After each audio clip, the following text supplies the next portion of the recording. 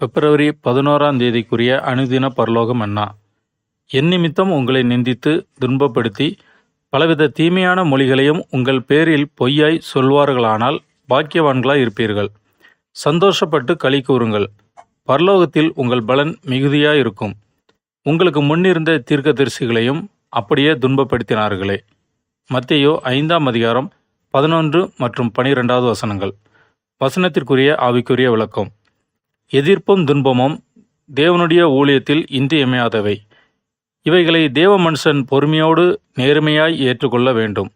இந்த காரியங்களை ஏற்க மறுப்பவர்கள் எச்சரிக்கப்பட்டு அவர்கள் வழிகளிலே விடப்படுகின்றனர்.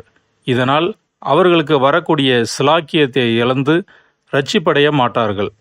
நமது இரட்சகரான இயேசு தமது ஊழிய காலத்திலே பெற்ற எதிர்ப்புகளும் பாடுகளும் நமக்கு பாடமாக வைக்கப்பட்டுள்ளன.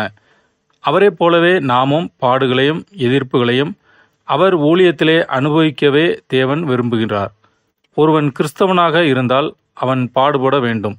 அனுதினமும் தன் சிலுவையை, அதாவது பாடுகளை சுமந்து திரிய வேண்டும். ஆமென்.